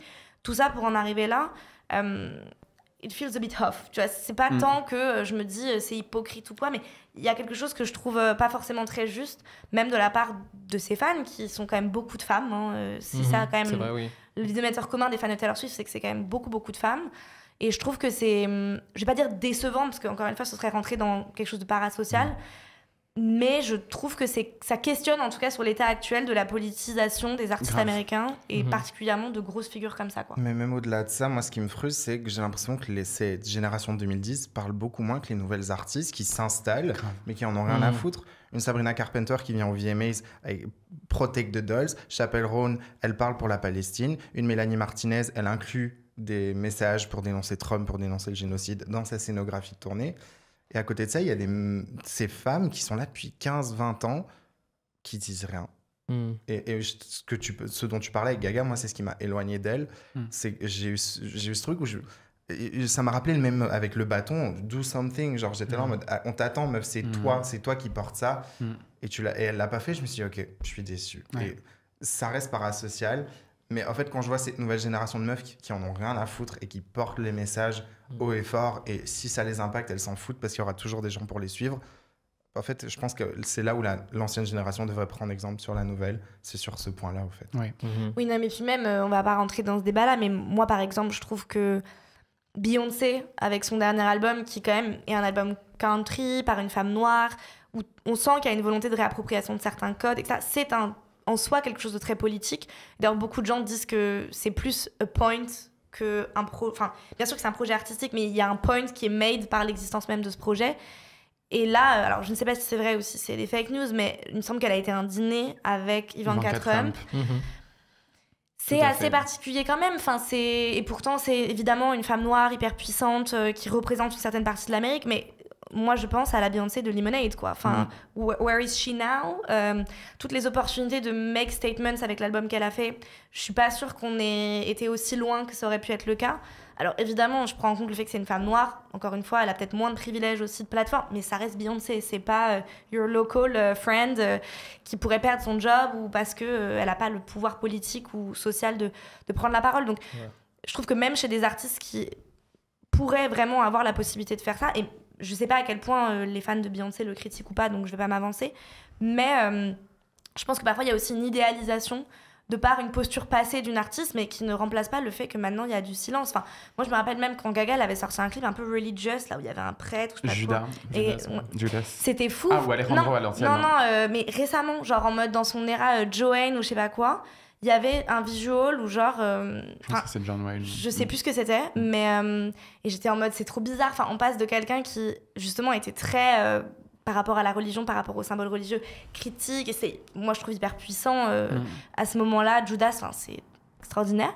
Mais... et puis, je sais pas, elle a eu une era un peu religieuse où elle parlait de Dieu et elle entrait un peu en religion. Enfin, et je me suis dit, OK, c'est weird. Après, j'ai pas de critique sur son parcours personnel, mais chez certaines artistes, c'est quand même révélateur, à mon avis, de certaines bascules politiques. Enfin, je sais pas si Gaga, aujourd'hui, elle est dans quelque chose où elle considérait que parler de politique, ça ne lui ressemblerait plus. Ou si c'est un manque de courage, j'en sais rien. Mais je pense qu'au-delà de toute considération parasociale, c'est en tout cas le reflet des évolutions politiques de notre époque. Et rien que pour ça, I mean, we can judge, mais... Absolument. Si on devait élire la communauté la plus toxique, ce serait laquelle, selon vous? Les fans de BTS. Oh. Ah, ça tire sur la K-pop, en fait. J'adore Katsai, je les aime d'amour, donc non. Mais c'est la K-pop, toi, tu considères que c'est de la K-pop? Ça reprend les codes de la K-pop. Ouais, grave. J'ai écouté ce matin pour la première fois. Je connaissais pas du tout, et en fait, ayant été fan de Blackpink à l'ancienne, en fait, j'ai vraiment retrouvé tous les éléments. Ouais. Ah ouais. Sauf qu'en fait, moi, et en fait, je vois que je commence à retomber dans un truc de stan avec elle, et ça me fait un peu peur, parce que genre dès qu'il y a un truc, je vais cliquer, je vais liker. Leur pub où elles ont repris Milkshake de Kelly en mode chorégraphie, elles sont fortes là-dedans, et je revois un truc d'il y a 15 ans où tous les codes sont là et ça marche vraiment. Mais en tout cas, je pense que les communautés K-pop, je m'excuse, full love sur vous, mais je pense qu'il y a un certain degré qui dépasse tout ce que nous, on aurait pu faire à ce niveau-là. Elles ont le pouvoir, et ça c'est fort, hein, mais on travaillait avec une alternante au label qui était fan de BTS, qui m'expliquait que pour les rallyes de Trump à l'époque, elle bookait toutes les places, parce qu'elles étaient tellement nombreuses qu'elles pouvaient se le permettre, elle bookait toutes les places et le lieu était vide, au fait, parce qu'elle n'y allait pas. Donc ça, c'est ouf. Mais en fait, je trouve qu'on est sur une fine ligne entre c'est magnifique et waouh, j'ai peur. Et c'est agressant, c'est clair. Elles sont trop fortes. Sur les Swifties... Franchement, je ne vais pas m'y pencher. Encore une fois, le truc, c'est que c'est une communauté qui est tellement nombreuse, tellement diverse. Enfin, au sein des Swifties, il y a des ultra-conservatrices millennials américaines qui aiment chez elles ce côté white girl, Barbie, etc. Il y a la communauté des Gaylers qui sont toutes ces fans persuadées que leur Swift est secretly lesbienne et qui sont du coup... vous connaissez pas ce lore? Ah si, il y a la théorie de ouf avec Carly Kloss, je crois, il y avait des rumeurs. Exactement, il y a vraiment toute une partie de la communauté Taylor Swift qui est persuadée que Taylor Swift est secrètement lesbienne et que tous ces hommes, etc., ne sont que des cover-ups parce qu'elle ne pourrait pas être publicly homosexual. Et donc, il y a énormément de dissections, de vidéos. Il y a un truc qui s'appelle le Kissgate, qui serait une vidéo de elle en train d'embrasser Carly Kloss à un concert de The 1975. Et en fait, il y a vraiment toute une partie de la communauté. Plein de gens disent qu'elles sont frappadingues et que la relation parasociale est folle. Moi, je trouve ça intéressant, en fait, aussi de se dire, c'est tellement un produit que tu peux en faire ce que tu veux. Si t'as envie de te dire que she's secretly gay, que ses paroles sont queer-coded, que toi, dans ton vécu, tu t'y retrouves et que t'as envie de trouver des signes, do it. Enfin, en fait, c'est le propos aussi du produit musical en tant que tel. Maintenant, je pense qu'il y a des choses qui sont un peu de l'ordre, du parasocial. Mais c'est du coup une communauté tellement diverse qu'il y a des extrêmes et des excès partout. Mais en même temps, ce serait caricatural de dire que c'est une communauté toxique. Non, c'est une communauté très nombreuse, très diverse, avec des gens qui ont plein de manières de l'aimer différentes. Je pense que ça peut être toxique dans le côté, projeter sur elle, une vie de femme au foyer. Enfin, je pense que tout ça, pour des raisons évidentes politiques, c'est gênant. Maintenant, chacun en fait ce qu'il veut. Enfin, c'est un produit, en fait. Et elle l'assume totalement. Enfin, voilà, vous faites ce que vous voulez avec ma musique. Vous l'interprétez comme vous voulez. Elle l'a même beaucoup fait quand elle défendait, ce qui est totalement faux, que Folklore et Evermore sont des albums fictionnels, alors que c'était juste une manière de parler de trucs sans qu'on se dise que c'était vraiment sa vie. Mais rien que pour ça, il y a une volonté de dire vous en faites ce que vous voulez, vous appropriez la musique comme vous le voulez. Il y a des excès, évidemment. Mais je pense pas que ce soit une communauté... Enfin, si, je pense que c'est une communauté toxique sur plein de points, mais je le généraliserai pas parce que ce serait faux. Et bien sûr qu'il y a des Swifties agressives, machin, mais il y a aussi des Swifties... En fait, exactement, la communauté est tellement grande que c'est difficile de la généraliser. Et après, moi, là, à l'heure actuelle, je trouve que la communauté qui m'a agressée, je me suis fait insulter de pute, c'est les Carpenters, vraiment, qui ont du mal à entendre la critique, I guess. Et ça m'a d'ailleurs rappelé un peu cette ère où je me suis dit, mais attendez, moi, j'avais oublié qu'on pouvait se faire insulter de pute. Juste parce que j'ai dit, j'aime pas la cover de son album, j'aimerais qu'on en discute parce que politiquement, ça me pose un problème. You're a bitch. Bah, en fait, ok. Donc, oui, de ouf, en fait. Mais après, je pense que pareil, c'est des communautés d'artistes plus jeunes, donc peut-être aussi plus jeunes, à une autre phase aussi de la stan culture. Mais pareil, je généraliserai pas. Enfin, en fait, je pense qu'il y a aussi un truc qui est parfois un peu misogyne dans la généralisation de la fangirl comme étant une hystérique et donc par extension, une communauté de fans est hystérique. Non, ça peut être des gens intenses, aimants, et pour autant, généraliser, je pense que souvent, il y a beaucoup de misogynie et un peu aussi d'homophobie parce que, en vrai, les fanbases, elles sont quand même composées majoritairement, souvent, de personnes issues de la communauté LGBT, de gays ou de femmes, qu'elles soient hétérosexuelles ou non. Et je trouve ça quand même intéressant qu'il y ait ce stéréotype de l'hystérie, de la violence, de machin, chez les parties de la population qui sont les moins dépositaire de la violence réelle de notre société. Quand tu regardes, moi ça me fait rire cette image, c'est pas... Nicki Minaj a perdu 14 Grammy, je suis jamais sorti aux Champs-Élysées, péter les magasins, je sais pas pourquoi on est dépeint comme des fous, les fans de foot existent. Alors que t'aurais pu aller sur les Champs-Élysées justement pour... Non, j'aurais pu mettre le feu à des maisons. Non, mais ce que je veux dire, c'est pourquoi nous on est dépeint comme des fous. Ouais. Alors que les fans de foot existent, les fans de sport sont 1000 fois plus intenses que nous. Mais en fait, le sport est tellement ancré dans un truc naturel, parce qu'en fait, on dépeint ça comme être fan d'une pratique sportive et pas d'une personne. C'est vrai. Qu'au fait, on est dépeint comme des malades mentaux, alors que... Enfin, on connaît tous un mec qui regarde un match de foot et qui pète la commande ou casse un truc. Casse la télé. Les violences conjugales explosent les soirs de matchs de foot. Hein. Enfin, il n'y a pas de violence conjugale qui explose les soirs de Stade de France de Star de la Pop. Non, on ne s'est jamais tabassé à cause des VMAs. Enfin, on est intense dans l'art, on kiffe la musique, on kiffe ces trucs. Ça va jamais au-delà de ça. Oui, on est un peu fou, oui, on s'insulte, oui, machin. On frappe personne, on n'est pas violent, on peut être insultant, mais au fait, ça disparaît en un instant. Et ce serait quoi le plus gros cliché que vous avez entendu sur votre commu ? Le plus gros cliché, par exemple, qu'on met sur les Little Monsters, c'est quoi ? Clairement, enfin, je pense qu'il y en a plein. Je sais pas d'ailleurs si je vais dire le plus évident, mais celui qui à chaque fois me ramène un peu à la réalité, c'est que tous les fans de Gaga sont queer et notamment sont tous gays. Parce qu'en fait, je me rends compte qu'il y a déjà Enfin, je me rends compte, ça fait un moment que j'en suis rendu compte. Hein. Mais en fait, il y a un nombre de femmes énorme. Il y a un nombre de parents énorme. Moi, j'avais pendant super longtemps cette image, avant d'aller à mon premier concert, en vérité, 22 septembre 2012 au Stade de France, pour le Burn the Soy Paul, que c'était... j'étais sur le fan group Little Monsters from France sur Facebook. Donc, en fait, tu parlais qu'avec des gens qui te ressemblaient, évidemment. Et je pensais qu'on était tous gays, qu'on aimait tous Gaga, machin, qu'on était toutes folles, tu sais, machin, bon. Et en fait, quand je me suis pointée, et depuis ça n'a été que ça, un nombre de femmes énormes, hétéros ou homo, enfin en fait des personnes très rangées. Beaucoup de personnes très rangées. Pour une artiste dont moi je considère qu'elle est tout sauf rangée, ou en tout cas à l'époque elle était tout sauf rangée. Et donc c'est peut-être ça le cliché que j'ai cassé à un moment, parce qu'en fait je me suis dit mais on n'est pas seul. En fait cette diversité de fans, il y a vraiment quelque chose de communautaire, mais en même temps on réussit à dépasser des assignations, des clichés pour en fait être très divers justement. Et toi sur les Barbs ? Qu'on déteste toutes les autres rappeuses sauf Nicki. C'est un truc moi en fait Nicki Minaj elle m'a ouvert la porte. Je me souviens, j'ai retrouvé des vieux classeurs à moi où j'écrivais, plus aujourd'hui, mais j'écrivais genre Nicki Minaj, Azealia Banks, Iggy Azalea. Elle m'a ouvert la porte à toutes ces femmes que j'adore aujourd'hui. J'exagère, mais je pourrais tuer pour Cardi B. J'adore Cardi B malgré les clashs qu'elle a pu avoir avec Nicki. J'adore Megan Thee Stallion, j'adore toutes ces... En fait, et pour moi je les vois comme... Nicki, elle a ouvert une porte, toutes ces meufs, elles sont rentrées et je suis trop content de les voir là. Et donc non, tous les Barbs ne détestent pas les autres femmes dans le hip-hop, c'est totalement faux.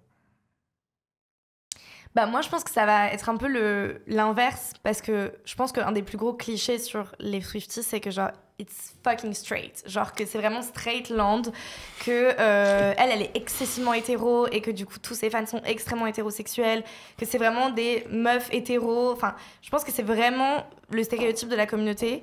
Maintenant ça va revenir à ce que je disais, il y a tellement de gens qui sont Swifties, enfin pareil quand je suis allée au Eras Tour, il y a de tout. Il y a des hommes, des femmes, il y avait des familles avec des papas qui étaient là avec leurs filles. Il y avait évidemment des filles. Alors, et pour le coup, l'autre stéréotype qui est vrai, c'est que c'est très féminin quand même.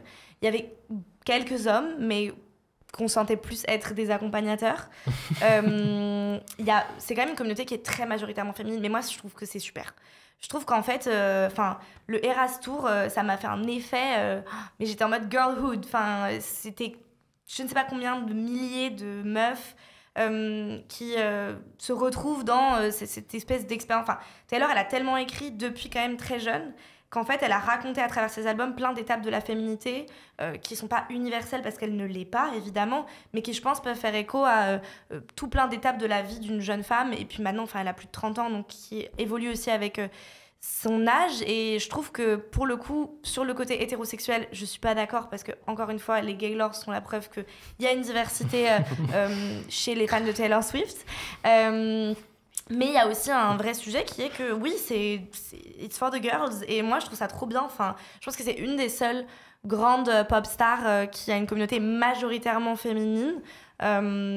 Et en fait, je trouve ça trop bien. Enfin, je trouve que c'est très assumé, que c'est son positionnement et que c'est différent de ce stéréotype qui en est un autre de cette communauté de fans de pop stars qui seraient que des homosexuels hystériques.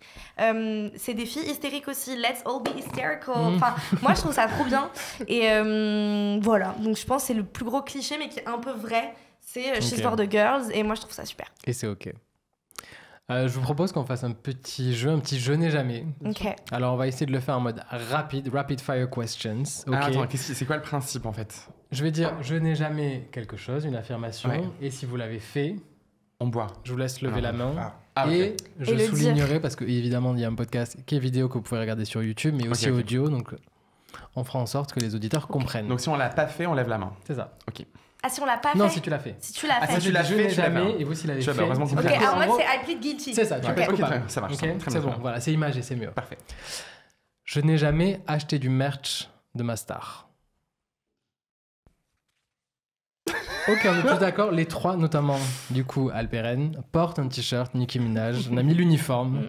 Moi, she's milking us. Genre, vraiment, je suis en mode girl stop. It's ok, les 250 variants, les shirts, it's ok. C'est bon. Là, j'ai réussi à me procurer l'éventail iconique Mayhem na Praia, Copacabana, le concert à 2,5 millions de spectateurs. Qui du coup est officiellement dans ma collection Lady Gaga désormais, ultra collector of course.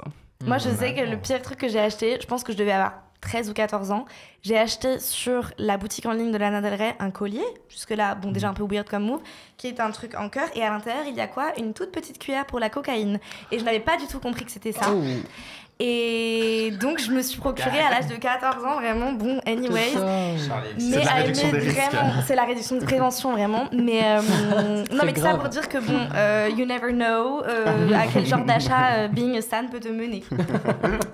Il faut se préparer à tout, notamment la petite cuillère de cocaïne exactement, coup, il n'y avait pas la cocaïne avec, je précise quand même.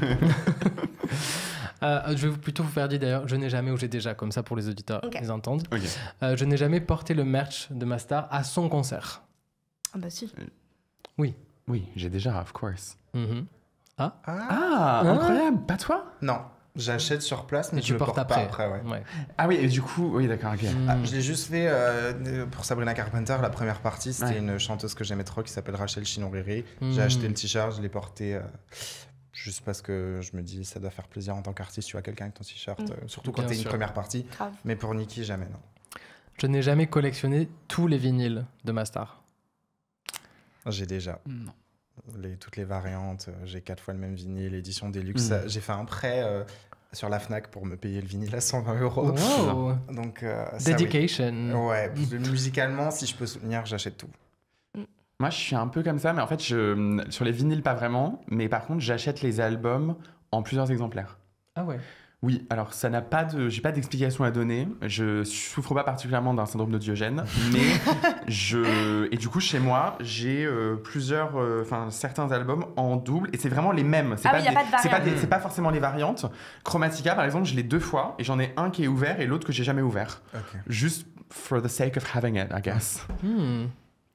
Je n'ai jamais mésestimé quelqu'un parce qu'il n'aimait pas ma star. Si, de ouf. Vraiment, genre, il a baissé toute une autre estime quand il a osé critiquer. Ouais. Non, mais premier degré, enfin, motif de rupture, I don't know, mais en vrai, genre, moi, si je ressens dans une relation que j'ai avec quelqu'un, amicale ou plus que ça, une forme de mépris sur les choses qui me passionnent, et donc, le fait d'être fan de Lady Gaga, c'est une passion aussi, d'une certaine manière, ça peut pas fonctionner. Ouais. Genre, c'est legit. Ouais. Exactement. Je trouve que pour le coup, c'est la base. Non, puis je pense qu'il y a des marqueurs aussi. Enfin, genre, pour moi, si t'es hyper critique des Swifties et tu dis que c'est ridicule et que c'est superficiel, maybe misogynie. Enfin, tu vois, je dis pas que c'est forcément le cas parce que ça peut être un discours encore une fois construit, mais je pense qu'il y a certaines artistes où je me dis si tu détestes vraiment de façon irrationnelle cette femme ou cette communauté de gens, je crois que ça peut révéler quelque chose de toi que j'apprécie pas forcément. Enfin, typiquement, je pense que voilà, il y a des choses qui peuvent être du ressort de la misogynie, du racisme, enfin, ou en tout cas d'un certain mépris pour certaines communautés de gens où je me dis enfin. C'est plus ça que fondamentalement que t'aimes pas et qu'on en discute, je vais pas en mourir. Mais je pense qu'il y a des trucs où je me dis, ok, je crois qu'on va pas s'entendre dans notre vision de la vie si c'est ça ton regard inexpliqué sur cette personne. Quoi. Et je n'ai jamais insulté quelqu'un qui parlait mal de ma star. Si, totalement. Évidemment. De ouf.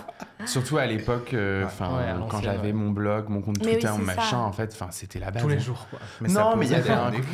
Mais c'était donnant-donnant. Les gens s'insultaient en permanence de toute façon. Donc, on parlait pas de menaces de mort ni quoi que ce soit, mais en fait, ça faisait partie de la stan culture. C'était le jeu, quoi. Ouais, c'était le jeu. Et franchement, on aurait pu faire tout un épisode sur Twitter, parce qu'en fait depuis le début de l'épisode on ne parle que de Twitter. C'était vraiment the place to be, en fait c'était extraordinaire. Twitter jusque évidemment il y a quelques temps parce que MDR, mais c'était genre tellement le meilleur endroit d'internet, toutes les blagues les plus drôles, il fallait être là quoi, vraiment moi je me souviens même de la Taylor Swift is over party là à l'époque où justement elle avait été cancel par Kanye West et Kim Kardashian. C'était fou quoi, même si c'était potentiellement négatif, mais il y a des moments comme ça de la stan culture où j'ai l'impression que genre j'ai fait la guerre quoi, j'étais dans les tranchées, on était là, il y a trop de moments de tweets comme ça qui ont aussi forgé la stan culture. Et ce qui est marrant c'est que on avait grave des guéguerres entre nous, mais au final maintenant les moments dont on se souvient, on était tous en train de rire de la même chose ou de s'amuser de la même chose, en fait, et on est en mode ok, we were here together, we were girls together. Ça a créé des moments pop culture, Cathy contre Gaga en 2013, Taylor Swift, Nicki Minaj, pour qu'au final elles se retrouvent sur la scène des VMAs ensemble. Mine de rien, ça a apporté aussi aux artistes de participer à ces moments où, même Doja Cat, elle a insulté ses fans, ça a fait toute son era. Et il faut pas négliger Twitter, même si on peut aller c'était loin. tellement bien, genre quand les artistes elles tweetaient genre en mode moi je me souviens, tu vois, de savoir qu'elle était en ligne, tu vois, il y avait grave ce truc là, elle est en train de retweeter, tu cherchais à faire le meilleur tweet pour être notice, et Gaga avait lancé son propre réseau social qui s'appelait littlemonsters.com. Je me rappelle pas de ça. Et en fait, alors j'ai vérifié, le site est toujours live. Et en fait, elle avait monté, c'était un genre de Pinterest / Facebook, et en fait, elle interagissait quotidiennement sur le site dans des chats. Et quand Gaga était là, mais les gens devenaient dingues. Et elle répondait aux questions des fans, elle likait les posts des fans, elle commentait. Et il y avait une fan, et je termine sur ça, qui s'appelle Helen Green, qui est une dessinatrice, qui a intégré la House of Gaga, qui est donc l'équipe créative de Lady Gaga, en fait, parce qu'elle s'est faite repérer sur ce site. Putain, c'est fou. En faisant des dessins d'elle. Et Gaga l'a repérée, l'a prise, elle a dit t'intègres mon équipe et on va faire des projets ensemble. Il y a eu des projets qui ont été faits comme ça. Non mais c'était franchement, et puis même, ce que je trouve marrant, c'est qu'on a une espèce de regard très critique sur l'idée que ça aurait été toxique à cette époque-là. Mais en fait, les choses que les réseaux sociaux ont permis à cette époque de connexion entre fans et artistes, aujourd'hui, ce serait plus possible. Typiquement ce truc-là de Taylor Swift qui est sur Tumblr, qui repère des gens, qui les contactent en DM sur Tumblr pour leur dire venez dans ma maison à moi privée personnelle, vous allez voir mes chats, vous allez voir ma mère, on va écouter l'album ensemble, on va faire des selfies toute l'après-midi, je vais vous faire des cookies, vous allez manger mes cookies. Enfin, c'est des trucs qui ont pu être à l'époque parce que je pense quand même que les communautés de fans étaient enfin, je vais pas dire plus saines, mais si ça a pu arriver à un moment, c'est que les gens avaient un tout petit peu plus... Enfin, aujourd'hui, des fans qui vont dans l'appartement personnel de Taylor Swift, she will get killed. Enfin, et en fait, c'est des interactions de ouf. Enfin, il y avait vraiment beaucoup de plus de proximité. Je sais pas si c'est le Covid aussi qui a peut-être fait basculer quelque chose de l'ordre de la distance. Mais moi, je me souviens que voilà, quand ton artiste venait à Paris, tu pouvais la croiser dans la rue. C'était assez... Enfin, je sais pas, je trouve que c'est un peu vu rétrospectivement comme étant une période un peu toxique de la stan culture. Mais en fait, tout ce que les artistes ont créé de proximité avec leurs fans à l'époque, moi, je vois plus tant ça aujourd'hui. Ou en tout cas, pas dans ce niveau d'intimité créée, de lien quotidien, de réponse. Et tu savais que c'était la vraie personne. Aujourd'hui, franchement... Quelle star gère encore vraiment totalement personnellement ses réseaux sociaux? Je sais pas. Mais à l'époque, c'était évident que c'était Rihanna qui tweetait, que c'était Gaga qui tweetait. Carrément, que c'était, les tweets de Rihanna, c'était quelque chose aussi. C'était iconique. Enfin, et je sais pas, il y avait une forme d'authenticité aussi qui, moi, me rend un peu nostalgique. Alors, je dis pas qu'aujourd'hui, ce serait bien que ce soit comme ça, mais c'était quand même une époque un peu... particulièrement cool, je trouve, pour être fan d'un artiste, quoi. Oui, pardon. Non, j'allais juste dire, et c'est ça que en France, je trouve quelqu'un qui incarne ça, c'est Théodora, et je l'aime beaucoup pour ça. Totalement. Elle interagit avec les fans, elle pose des rendez-vous, son canal Instagram, elle dit qui veut des places, j'ai des places en trop. Et je trouve elle ramène un truc frais en France qu'on n'avait pas. Je trouve que ça manquait d'un truc pop culture. Et je suis content de voir, j'espère que ça va amener une nouvelle vague que nous on a connue avec les artistes américains, mais peut-être les gens en France n'ont pas connu. Oui, puis t'as l'impression, moi je trouve que c'est sincère. Tu sens que c'est sincère parce que maintenant t'as je sais pas combien de pop stars qui ont des gay interns qui leur font faire des TikTok un peu marrants et tout. Et en fait, tu sens que c'est un truc de stratégie marketing. Là où chez Théodora, tu sens que juste c'est sa personnalité. Enfin, tu vois, ses places grave pas chères où elle l'a dit, je vous fais confiance pour les laisser aux gens qui en ont vraiment besoin. Enfin, je trouve que ça apporte une fraîcheur, une spontanéité. Tu sens que c'est incarné et je pense que c'est aussi ça qui fait qu'elle a le succès qu'elle a aujourd'hui. Complètement. Bah écoutez, sur ce moment promo de Théodora. Vraiment Théodora, boss lady. On va se quitter là-dessus. Merci à Alperen, à Clara et à Edouard d'avoir participé à cet épisode sur la fan culture. Je vais aussi remercier quand même les équipes de Tétu. Je vais remercier Clara. Il y a une autre Clara. On va remercier David. On va remercier aussi Tabi Stone quand même pour les moments vidéo et tout le travail que Tabi fait sur le podcast. Il faut quand même l'applaudir. Merci à Gozulting de nous accueillir pour l'enregistrement de ce podcast. Et enfin, merci à vous de nous regarder, nous écouter. Je ne sais pas. C'est à vous de choisir. Et évidemment, s'il y a des annonceurs qui veulent se positionner sur le podcast, on est toujours là. La thune, on aime ça. Merci beaucoup. Et à bientôt pour un nouvel épisode de Tétu Bavarde. Bye. Bravo.